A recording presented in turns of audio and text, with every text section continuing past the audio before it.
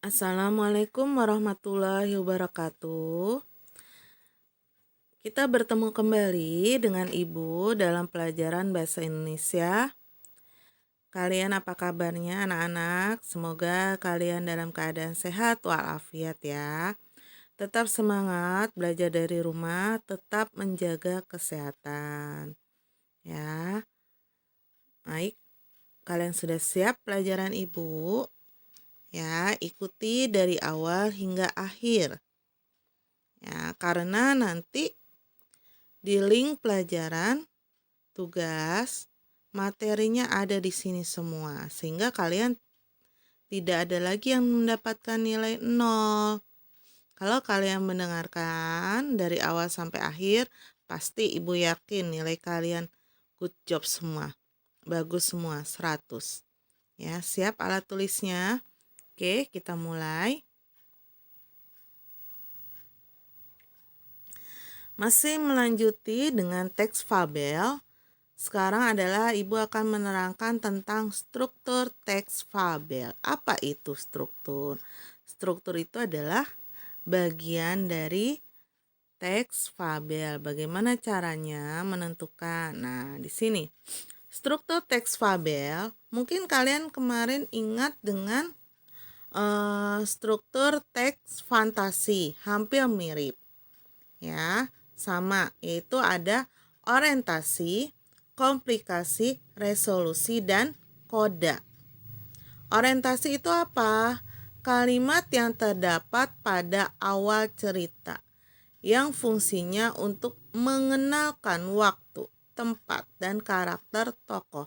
Jadi orientasi itu hanya perkenalan awal bagaimana cerita itu mengenai apa. Lalu yang kedua ada komplikasi. Komplikasi itu apa? Bagian di mana munculnya masalah atau konflik cerita. Konflik mencapai puncaknya. Nah, jadi komplikasi itu apa? Munculnya permasalahan yang ada di dalam teks fabel. Tuh. Lalu yang ketiga, resolusi. Resolusi apa? Bagian penyelesaian masalah atau pemecahan konflik pada cerita. Nah, kalau tadi komplikasi adalah konflik, mulai munculnya konflik, ada permasalahan. Resolusi adalah penyelesaian, jalan keluarnya. Bagaimana menyelesaikan permasalahan yang ada di dalam teks fabel. Koda. Yang terakhir koda. Koda adalah pesan moral dari pengarang. Nah, tidak semua pengarang menyantumkan koda pada ceritanya atau penyelesaian masalah. Jadi ada yang ceritanya tidak ada penyelesaian. Nah, ibaratnya kalau kalian mengatakan ceritanya menggantung. Nah, jadi kalau lengkap teks fabel itu ada 4 struktur. Ada orientasi, komplikasi, resolusi, dan koda. Jelas ya? Nah, kita lihat contohnya di sini. Teksnya masih sama dengan minggu yang lalu tentang si semut dengan kepompong. Orientasinya yang mana? Nah, dikisahkan pada suatu hari yang cerah, ada seekor semut berjalan-jalan di taman. Ia sangat bahagia karena bisa berjalan-jalan melihat taman yang indah. Sang semut berkeliling taman sambil menyapa binatang-binatang yang berada di taman itu. Nah, itu adalah orientasi perkenalan. Kenapa perkenalan? Di sini memperkenalkan tokoh utamanya siapa? Semut. Nah, ada seekor semut. Waktunya suatu hari, dikisahkan pada suatu hari. Tempatnya taman. Apa yang dilakukan? Si semut berjalan di taman. Ya kan?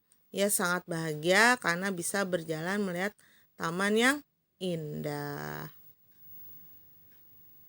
Itu orientasi. Yang kedua, komplikasi. Ia melihat sebuah kepompong di atas pohon. Sang semut mengejek bentuk kepompong yang jelek yang tidak bisa pergi kemana-mana. "Hai kepompong, alangkah jelek nasibmu.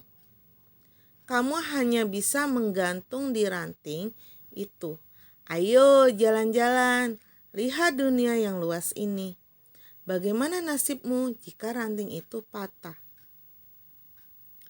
Sang semut selalu membanggakan dirinya yang bisa pergi ke tempat ia suka. Bahkan sang semut kuat mengangkat beban yang lebih besar dari tubuhnya.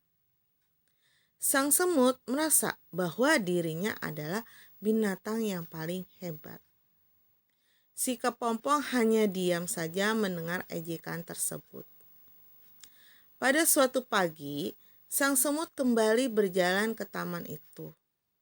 Karena hujan, di mana-mana terdapat genangan lumpur. Lumpur yang licin membuat semut tergelincir ke dalam lumpur. Ia terjatuh ke dalam lumpur. Sang semut hampir tenggelam dalam genangan itu. Sang semut berteriak kencang, mungkin untuk meminta bantuan.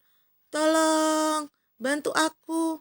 Aku mau tenggelam, tolong." Nah, di sini ini adalah termasuk teks komplikasi. Mana permasalahannya? Nah, permasalahan awal yaitu si semut selalu mengejek si kepompong. Itu masalah awalnya. Nah, masalah makin tinggi adalah si semut jatuh atau tergelincir ke dalam lumpur. Nah, dia minta tolong seseorang. Sedangkan semut itu kan sombong. Dia merasa dia paling hebat, paling kuat. Nah, itu adalah permasalahan komplikasinya.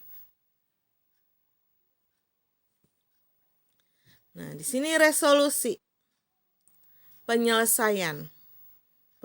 Penyelesaian dari masalah si semut. Semut yang tergelincir, semut yang sombong. Untunglah saat itu ada seekor kupu-kupu yang terbang melintas. Kemudian kupu-kupu menjulurkan sebuah ranting ke arah semut. "Semut, peganglah erat-erat ranting itu. Nanti aku akan mengangkat ranting itu." Lalu sang semut memegang ranting itu.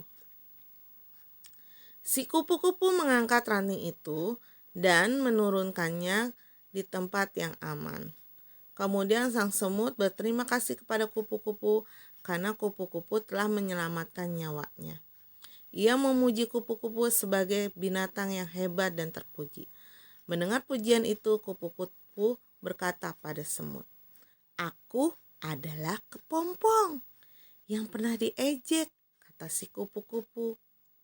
Ternyata kepompong yang dulu ia ejek sudah menyelamatkan dirinya. Nah, disinilah penyelesaiannya. Penyelesaiannya apa? Bahwa si semut itu tidak selalu hebat, ya kan? Buktinya dia masih membutuhkan orang lain untuk menolong dia. Tuh, jadi intinya penyelesaiannya dibuktikan bahwa semut itu tidak selalu hebat. Dan kupu-kupu tidak selalu tidak hebat. Nah, kodanya. Akhirnya sang semut berjanji kepada kupu-kupu bahwa dia tidak akan menghina semua makhluk ciptaan Tuhan yang ada di taman itu. Nah, itu adalah koda. Ada kesimpulannya. Kesimpulannya apa? Berarti kita sebagai makhluk Tuhan, makhluk ciptaan Allah Subhanahu wa taala, bahwa kita tidak boleh menghina semua makhluk ciptaan Allah Subhanahu wa taala. Jelas ya nak ya? Paham? Oke, semoga kalian paham penjelasan Ibu. Ya. Kerjakan tugasnya baik-baik. Jangan lupa seperti biasa absen. Dari kemarin tidak ada yang absen di link komentar, hanya beberapa. Jadi yang Ibu anggap hadir adalah anak-anak yang mengisi komentar di link YouTube. Jelas ya? Jadi absen kalian ada 2. Ada di YouTube, ada di link tugas. Paham? Oke, sampai bertemu minggu depan. Oh ya, pesan Ibu juga, kerjakan tugas-tugas di LKS sambil kalian belajar, karena sebentar lagi kalian akan mengikuti ujian tengah semester. Jadi belajar yang benar ya nak ya. Oke, Assalamualaikum warahmatullahi wabarakatuh. Bye-bye.